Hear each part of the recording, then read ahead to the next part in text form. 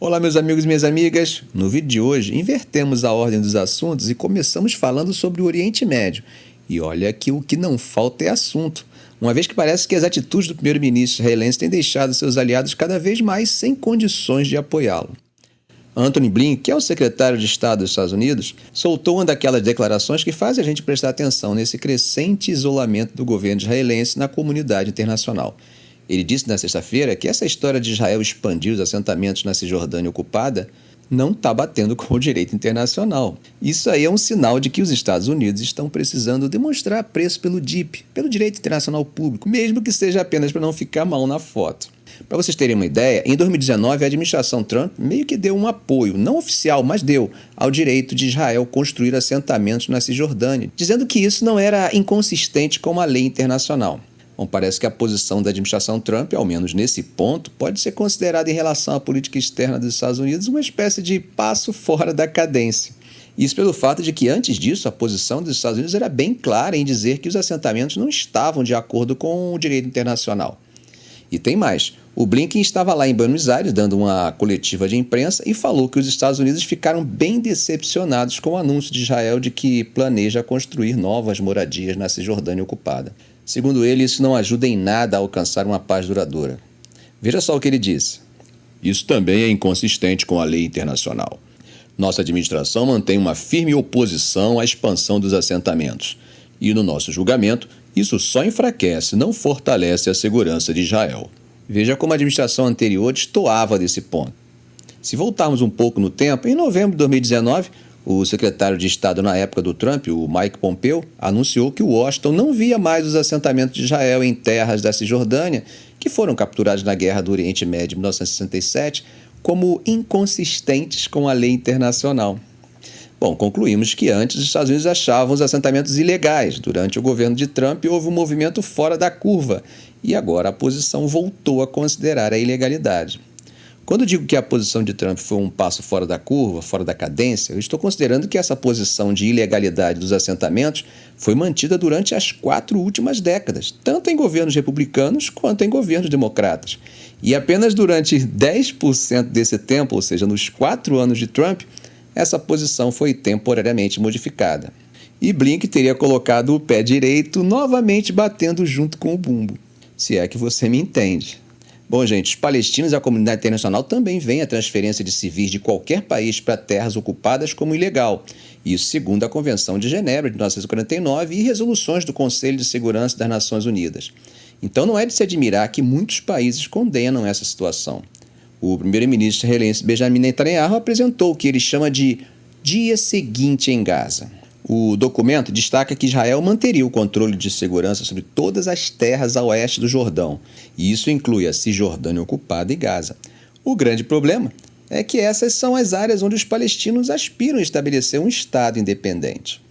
Nesse ponto, Netanyahu foi claro ao rejeitar o reconhecimento unilateral de um Estado palestino. Ele argumenta que um acordo com os palestinos só poderia ser alcançado por meio de negociações diretas entre as duas partes. No entanto, ele não especificou bem quem seriam os representantes palestinos nessas negociações. Focando em Gaza, Netanyahu define a desmilitarização e a desradicalização como metas de médio prazo. E também condiciona a reabilitação da faixa de Gaza, que foi fortemente atingida pela ofensiva de Israel, à sua completa desmilitarização. Além disso, o premier israelense propõe que Israel tenha uma presença na fronteira entre Gaza e Egito no sul do enclave, e coopere com o Egito e os Estados Unidos na região para prevenir tentativas de contrabando, incluindo no cruzamento de Rafah. Para substituir o governo de Hamas em Gaza, mantendo a ordem pública, Netanyahu sugere trabalhar com representantes locais, que não estejam afiliados a países ou grupos terroristas e que não sejam financeiramente apoiados por eles. Ele também defende o fechamento da Agência de Refugiados Palestinos da ONU, a UNRWA, e sua substituição por outros grupos internacionais de ajuda. Bom, do outro lado, o porta-voz do presidente palestino Mohamed Abbas, Nabil Abu Rodeiné, deu sua opinião sobre o plano. Ele falou que a proposta de Netanyahu não tem futuro, que é algo sem chance de sucesso. E não é só isso não. Segundo ele, qualquer tentativa de Israel de alterar a situação geográfica e demográfica em Gaza está destinada ao fracasso. E ele ainda adicionou um ponto importante. Se a gente, o mundo inteiro, realmente busca segurança e estabilidade nessa área, é necessário colocar um fim na ocupação das terras palestinas por Israel e reconhecer um Estado palestino independente, tendo Jerusalém como capital. Gente, como eu tenho dito, a cada dia o premier israelense fica mais isolado. Especialistas das Nações Unidas, na sexta-feira, disseram que transferir armas ou munições para Israel, aquelas que seriam usadas em Gaza, provavelmente vai contra as leis humanitárias internacionais. Segundo eles, todos os países devem se assegurar de que a lei humanitária internacional seja respeitada nos conflitos armados, conforme estabelecido pelas Convenções de Genebra de 1949 e pelo direito internacional dos costumes. Isso quer dizer que os países precisam parar de transferir qualquer arma, munição ou parte delas se, olhando para os fatos ou o histórico de comportamento, tudo indicar que serão usadas para violar o direito internacional. Isso mesmo que o país exportador não pretenda que as armas sejam usadas de forma ilegal.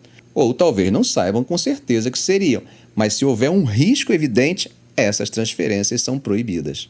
E tem mais, gente. Segundo os especialistas, os países que assinaram o Tratado sobre o Comércio de Armas têm um dever extra de negar exportações de armas se eles souberem que essas armas seriam usadas para cometer crimes internacionais ou se houver um risco significativo de que poderiam ser utilizadas para graves violações da lei humanitária internacional.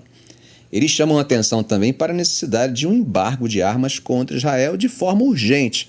Isso após o veredito da Corte Internacional de Justiça, no dia 26 de janeiro de 2024, que apontou um risco plausível de genocídio em Gaza, além dos sérios danos aos civis que continuam acontecendo. Mas não fica só nisso, não. Segundo eles, os países que assinaram a Convenção de Genocídio de 1948 precisam usar todos os meios razoavelmente disponíveis para evitar genocídio em outro estado, na medida do possível. Isso significa que, olhando para o que está acontecendo agora, a exportação de armas para Israel deve ser interrompida. Por falar nisso, algumas ações nessa linha já aconteceram e até comentamos nos vídeos do canal. Foi o caso da Bélgica, Itália, Espanha, Holanda e pela empresa japonesa Itoku Corporation, que suspenderam a exportação de armas para o governo israelense. Aí você pode se perguntar, mas e se um país continuar enviando e as investigações e o julgamento da CIJ identificarem crimes de genocídio ou crime de guerra perpetrado em Gaza? Vejam só, os oficiais dos estados envolvidos na exportação de armas podem ser responsabilizados criminalmente, individualmente, por ajudarem e incentivar crimes de guerra, crimes contra a humanidade ou atos de genocídio.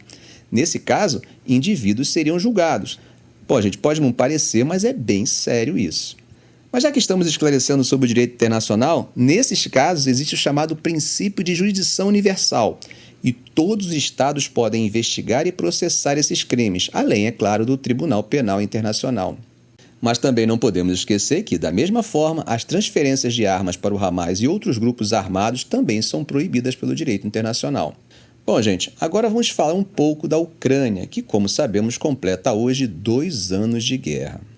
Nesse vídeo vamos falar um pouco sobre os bares. Você já ouviu falar deles?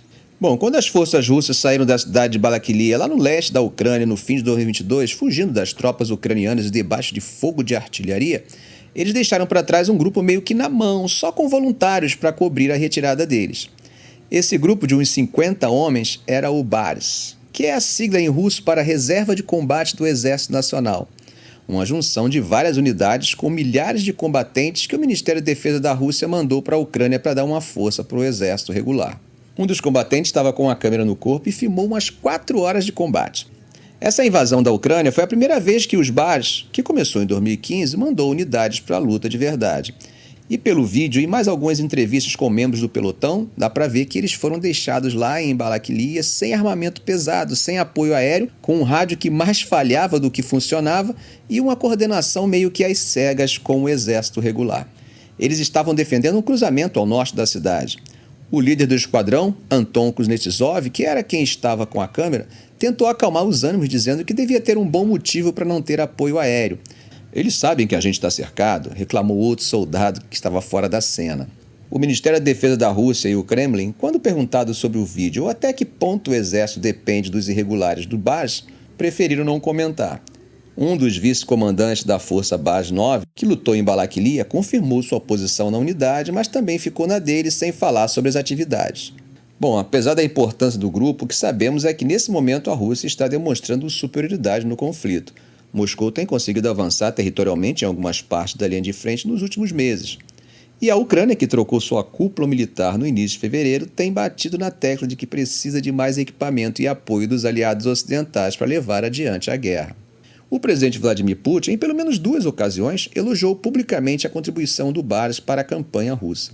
No seu discurso anual ao parlamento, em 21 de fevereiro de 2023, ele chamou os lutadores do Baras de voluntários patrióticos e agradeceu pelo serviço deles. Entrando no 3º ano de guerra, segundo especialistas militares, o Baras faz parte de uma colcha de retalhos de forças irregulares que ajuda a Rússia a evitar um recrutamento geral e impopular. Rod Thornton, professor associado do Departamento de Estudos de Defesa da King's College London, estimou que o Baras contribuiu com algo entre 10 mil e 30 mil homens para uma força russa operando na Ucrânia ou por perto, que totaliza cerca de 200 mil. Claro, gente, esses números não podem ser considerados de fato, uma vez que a Rússia não revela o número de combatentes do Baras. Nos últimos meses, unidades dos Baras estiveram lutando no nordeste da Ucrânia e na região de Zaporizhia, 2 dos frontes mais disputados de acordo com atualizações postadas nas redes sociais por Dmitry Rogozin, representante de Zaporizhia nomeado por Moscou na Câmara Alta do Parlamento Russo, e um relatório da agência de notícias estatal russa RIA Novosti. Nick Reynolds, pesquisador em guerra terrestre no Royal United Service Institute, um think tank de defesa sediado no Reino Unido, disse que a unidade dos Baras foram úteis para preencher lacunas na força de trabalho russa. Com o Estado russo claramente se preparando para um conflito mais longo, um sistema como o Baras realmente oferece uma via adicional para mobilizar parte da população, treiná-las e fornecer mais força.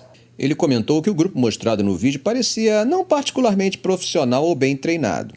No dia 6 de setembro de 2022, o núcleo das forças russas em Balaklia estava batendo em retirada com uma contraofensiva ucraniana pesada no encalço. As forças ucranianas já tinham tomado os assentamentos próximos de Verbivka e Laguiri, mas os combatentes do Bar ficaram para trás.